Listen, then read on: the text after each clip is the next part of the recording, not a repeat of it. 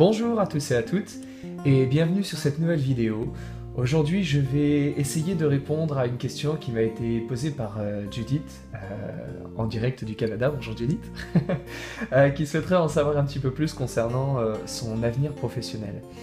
Alors pour l'occasion et pour le plaisir, je vais sortir un petit peu du cadre de ma pratique habituelle, puisque habituellement j'utilise le tarot de Marseille et j'ai tendance à ne pas faire véritablement de voyance au sens propre, c'est-à-dire que j'essaie de toujours aller sur un domaine de travail personnel. Mais là pour l'occasion je me suis dit allez, fais-toi plaisir après tout, après toutes ces vidéos, c'est le moment de peut-être essayer de montrer une nouvelle dimension. Donc je vais utiliser un jeu que je vous ai pas encore présenté.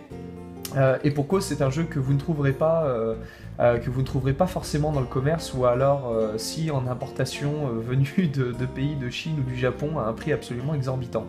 Ce jeu, moi je l'ai fait moi-même réimprimer à ma sauce, donc voilà, ce sont des images assez mignonnes, assez simples, plutôt sympathiques, et je pense que si ça vous plaît et si vous mettez en commentaire que ça vous intéresse, je pourrais éventuellement vous le présenter pour vous expliquer comment il fonctionne. Ok, alors pour Judith, avenir professionnel, savoir un petit peu comment ça va se passer. Donc du coup je vais faire un tirage des plus classiques. Je vais faire un tirage en 3 cartes qui va représenter le passé de la vie professionnelle de Judith, le présent, et une 3e carte pour l'avenir, et en fonction de ce que j'aurai dans l'avenir, je pourrai ou non développer avec d'autres cartes si j'ai besoin d'avoir davantage d'informations. Ok, on va commencer sur le passé de Judith.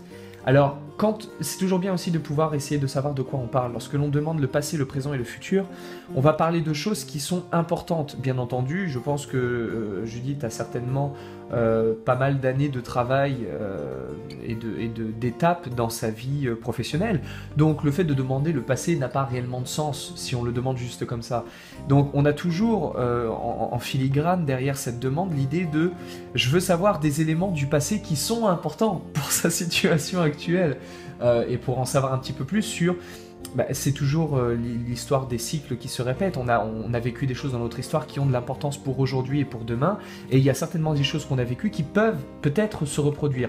Donc on va demander voilà, le passé avec des informations intéressantes, des choses qui peuvent être un peu pertinentes pour ce qu'elle vit actuellement. Première carte. Ensuite une 2e carte pour le présent, ce qu'elle vit maintenant, une espèce d'état des lieux finalement, la météo de ce dans quoi elle se trouve. Hop. Et une 3e pour représenter l'évolution. Alors l'évolution c'est bien, mais encore une fois c'est très vague. Donc je vais parler de la prochaine étape.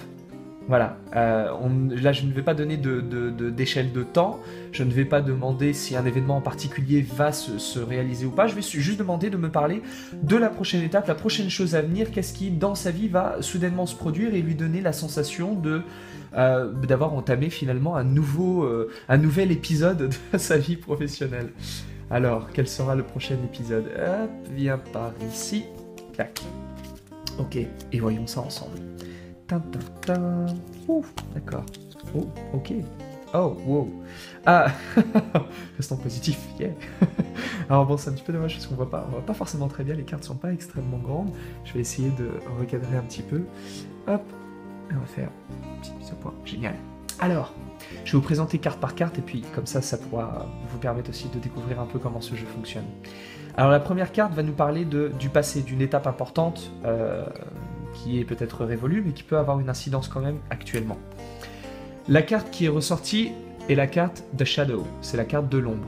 C'est une carte qui nous parle d'un repli sur nous-mêmes, d'un moment où on a besoin de se mettre en retrait pour réfléchir, pour méditer, pour se poser des questions. C'est pas un moment où on est dans une grande phase d'expansion, c'est plutôt une phase un peu de je me gratte la tête et je me demande ok, et après qu'est-ce que je vais faire? Pour les personnes qui font du tarot de Marseille, c'est un peu l'équivalent du pendu. C'est vraiment le moment où on se met dans l'ombre, on se retire. On essaye peut-être aussi de profiter un petit peu d'instants au calme, seul, pour pouvoir simplement voilà, se poser les bonnes questions. Quand cette carte apparaît négativement, elle va apparaître comme une étape un peu où on broie du noir, on va vraiment broyer du noir. Là en l'occurrence je le sens pas forcément comme étant une étape négative, je le sens plus comme une étape de j'ai besoin de réfléchir un petit peu sur ma vie professionnelle, est-ce que je suis vraiment dans le bon cadre, est-ce que je vis réellement dans ce que j'ai envie de vivre. Donc c'est une espèce de parenthèse dans la vie où on essaye de faire un petit peu un état des lieux, une espèce de bilan. Et donc ça c'est une étape qui est importante pour Judith, pour sa vie, enfin du moins dans son passé professionnel, puisque cette réflexion a mené à d'autres choses et certainement à l'étape dans laquelle elle est aujourd'hui. Et ce qu'on a aujourd'hui, c'est cette carte-là, The Float. C'est la carte de la flottaison, de l'ascension. C'est une carte qui nous parle de vivre une situation où, comment dire, on a peut-être besoin de prendre un peu de distance, on a besoin de voir les choses plus légèrement, on a besoin de s'alléger de poids qui ne nous conviennent peut-être plus.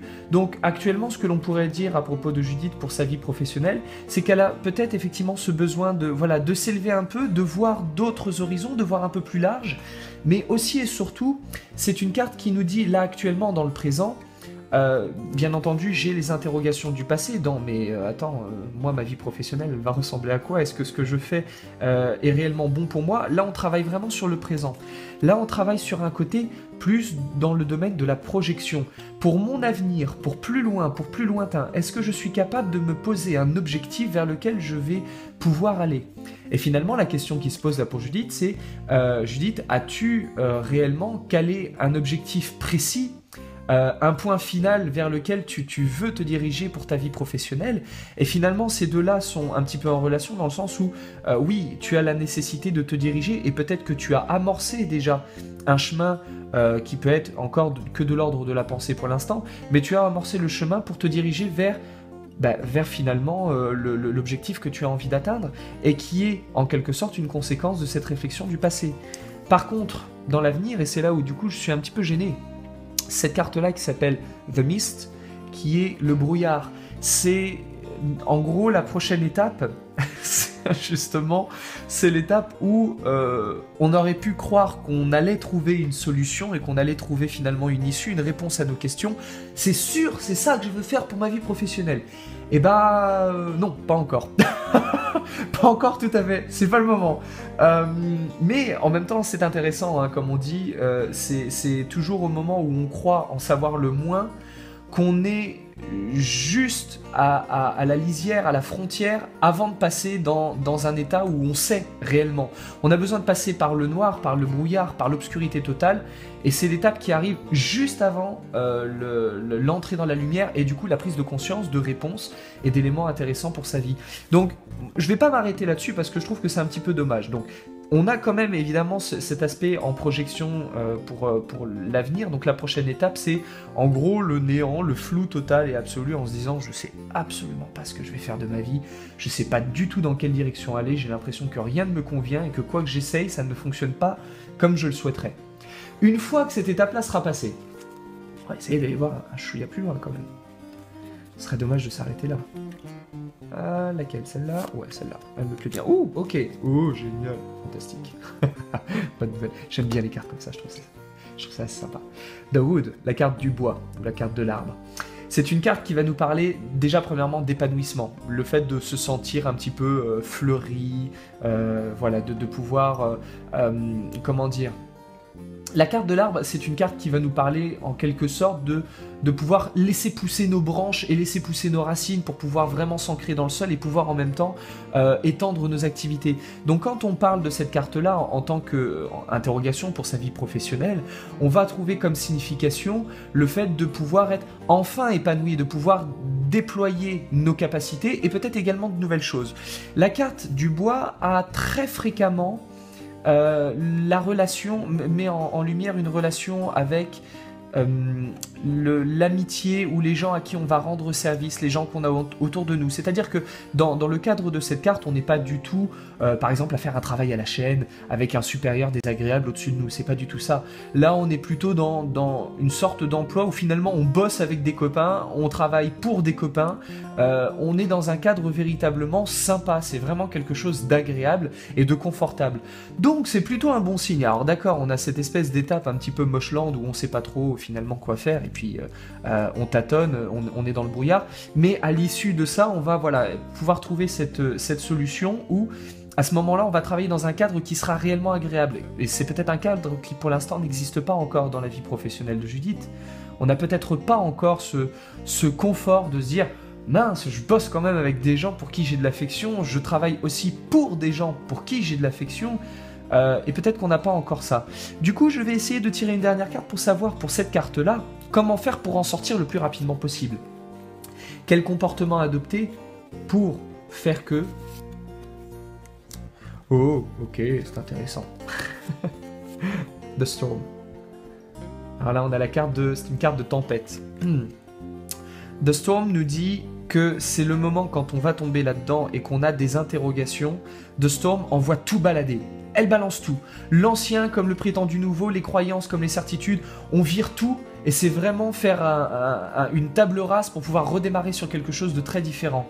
En gros, tous les chemins que l'on pensait devoir suivre et toutes les croyances que l'on avait pour notre avenir, pour nos capacités professionnelles et les sources d'épanouissement possibles, tout ça, on le prend gentiment, on l'emballe, on le jette en l'air et on met un bon coup de pied dedans. Parce que ça va être le moment effectivement de nettoyer tout ça. Et ce qui va en même temps de pair, de Storm, c'est aussi un état où on souffle beaucoup, il y a énormément de vent, il y a énormément de mouvement, et ça va permettre de balayer justement ce brouillard qui nous empêche de percevoir la réalité des choses. Donc le moment où, pour Judith, le moment où tu auras la sensation finalement de ne plus voir grand chose et de ne plus trop savoir où tu dois aller et ce que tu dois faire, c'est pile à ce moment-là que toutes les bases, toutes les racines que tu peux avoir, toutes les croyances, toutes les certitudes, tous les chemins sur lesquels tu penses pouvoir à peu près être épanoui, c'est le moment de tout balancer, de tout virer parce que tous les chemins que tu pourras considérer ne seront pas les bons. Donc si tu es déjà dans un boulot où finalement ça ne se passe peut-être pas très bien, je pense qu'il est envisageable que ce boulot ne soit pas définitif, bien entendu, et que de nouvelles étapes soient à prévoir. Et à ce moment-là, il serait peut-être effectivement intéressant d'arriver à faire table rase de ta vie professionnelle pour essayer de véritablement redémarrer sur quelque chose de nouveau. Et je répète, ce que je vois réellement derrière, c'est un travail finalement avec beaucoup d'amitié, des relations extrêmement sympathiques avec les gens avec qui on travaille et pour qui on travaille, pour qui en tant que supérieur, mais aussi pour qui, par exemple, si on travaille pour des clients, on peut travailler avec des gens avec qui effectivement on aura des relations assez sympathiques. Donc ça doit être vraiment un cadre épanouissant et ça sera un cadre épanouissant et ça peut être également un travail où on aura énormément de relations et d'interactions sociales. Ce ne sera pas le genre de boulot où tu resteras derrière ton ordinateur à travailler pendant 10 heures par jour sans jamais voir personne. La carte de l'arbre nous parle des relations amicales, des relations sociales, le fait d'être en communication avec d'autres personnes à droite à gauche et presque de faire le relais comme si j'étais un point central et c'est moi qui mets en relation, en communication un tel avec un tel, etc. Bon, je vois toujours le positif, hein. Peut-être qu'effectivement tu auras un travail aussi épanouissant, mais peut-être que tu travailleras en tant que standardiste, je ne sais pas, auquel cas ce serait effectivement cohérent avec cette carte-là. Voilà, donc c'était juste histoire de faire un petit panorama, une petite vision de la vie avec un autre jeu et une autre manière de fonctionner. Donc j'espère que peut-être ça a pu t'apporter quelques idées, quelques pistes de réflexion. Donc pour l'instant, on a évidemment ce besoin d'aller voir ailleurs, de prendre de la légèreté, de ne plus souffrir du poids de ce travail. Ou si tu n'as pas de travail, parce que c'est possible aussi, je n'ai peut-être pas envisagé ça, mais ça aurait pu avec la carte derrière, c'est justement l'idée de pouvoir découvrir des nouvelles choses et d'aller vers de nouveaux horizons. Que tu n'aies pas de travail ou que tu en aies bien entendu et à ce moment là voilà de ne pas avoir peur de cette phase de brouillard qui va arriver et dans laquelle tu vas rentrer en te disant mais c'est juste pas possible, je vais jamais m'en sortir, je ne trouverai jamais de solution. Si, pas d'inquiétude, la solution viendra, mais il va être nécessaire effectivement de nettoyer le tableau de tout ce que l'on croit et de tout ce qui est pour accepter des choses auxquelles on n'aurait pas forcément pensé. En développement personnel, on appelle ça s'ouvrir au champ des possibles. Et c'est effectivement ça, quand tu demandes quelque chose, l'univers va te l'envoyer par système de loi d'attraction. On va t'apporter des choses, mais si toi tu es persuadé que c'est ça que tu veux, alors que l'univers t'apporte autre chose, et que a priori tu ne le vois pas ou tu n'y prêtes pas attention parce que dans ta tête c'est pas ça que tu cherches, tu vas rater une occasion qui serait peut-être plus épanouissante encore que ce que toi tu attends. Donc c'est bien de pouvoir vraiment balayer tout ça, virer tout ça, nettoyer entièrement toutes nos croyances, nos certitudes et virer toutes les choses qui ne nous conviennent pas et qui nous mettent dans ce brouillard pour accepter d'aller vers des choses un peu plus nouvelles où on va travailler avec des gens sympathiques pour des gens sympathiques et en relation avec des gens sympathiques pour pouvoir soudainement être beaucoup plus épanoui dans la vie. Alors encore une fois, on n'a pas de notion de temps, hein. C'est des choses qui peuvent prendre des mois, qui peuvent prendre des années. On ne peut jamais dater en tarot ni en oracle, et rares sont les personnes qui peuvent a priori dater, et les quelques qui pensent pouvoir dater, généralement sur 10 datations en font une de bonne et ils ne gardent que celle-là en témoignage, mais ça n'est pas si facile que ça, puisque le temps dans le domaine de la voyance est toujours extrêmement relatif. On peut dire vous aurez la sensation que ça ira vite ou vous aurez la sensation que ça ira lentement, mais on ne peut pas donner de date. Oh, on peut regarder, tiens, par exemple, très rapidement, est-ce que l'étape du brouillard va te sembler longue ou va te sembler rapide? Ok, elle va sembler finalement assez rapide. On va avoir une mutation assez vive. Et avant d'arriver à ça, est-ce que, parce que là on a vu le temps que ça durait, mais pour passer d'ici à ça puis à ça, on n'a pas vu encore l'échelle de temps. Est-ce que ça sera rapide? Est-ce que ça va venir assez rapidement? Est-ce que tu auras la sensation que ça sera facile, aisé? Ou est-ce qu'au contraire ça va prendre vraiment du temps? Hop, par ici. Ou ouais, ça va demander un petit peu plus de temps, ça pour ça déjà.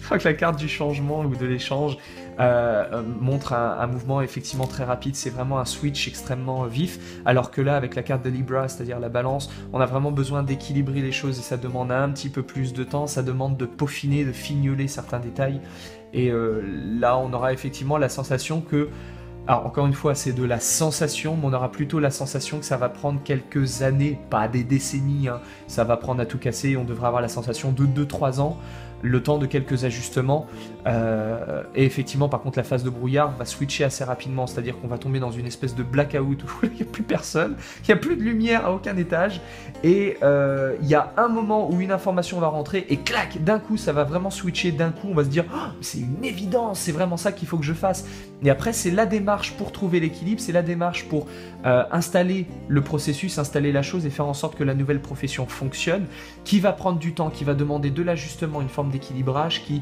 ne sera pas du jour au lendemain et qui va demander effectivement peut-être 1, 2, 3 ans. C'est le genre de phase dans lesquelles on tombe quand soudainement on a besoin aussi de faire un réapprentissage de quelque chose. Donc, par exemple d'un travail, on a besoin de réapprendre la manière de fonctionner dans ce travail-là, dans cette pratique-là, et du coup on n'est pas encore tout à fait perfectionné au début, on sait que c'est ça qu'on veut faire, mais ça demande un peu de temps. Donc voilà Judith, écoute, j'espère avoir... alors je suis désolé, j'écorche le nom à chaque fois, un coup c'est Judith, un coup c'est Judith, alors j'anglicise ton prénom, tu ne m'en voudras pas, on va faire comme on peut. J'espère avoir pu répondre à quelques interrogations et avoir pu donner quelques détails, et puis on en reparlera toi et moi si tu veux, puisque...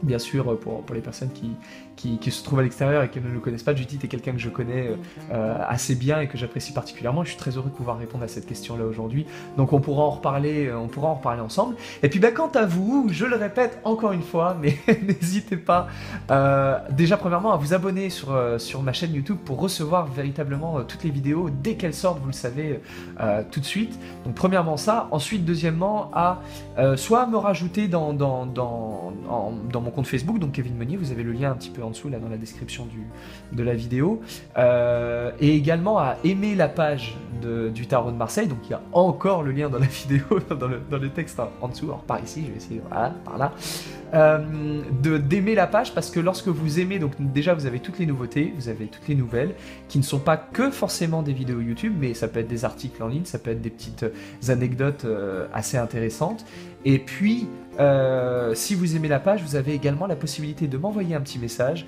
pour me poser votre question qui fera l'objet d'une prochaine vidéo dans laquelle je pourrai vous répondre. Alors, j'ai beaucoup de personnes qui m'ont écrit, j'ai énormément de questions en attente. Je vais essayer de répondre à toutes, c'est promis, je vais le faire, mais ça va demander du temps.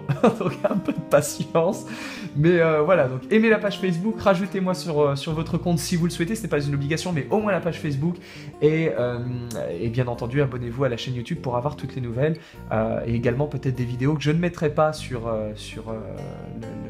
la page, puisque la page est réservée au Tarot de Marseille, et comme je vais poster également des vidéos qui n'auront pas rapport avec le Tarot de Marseille, ça peut être bien également de pouvoir avoir la vidéo à venir. Voilà, je vous dis à très bientôt, et puis d'ici là, prenez soin de vous.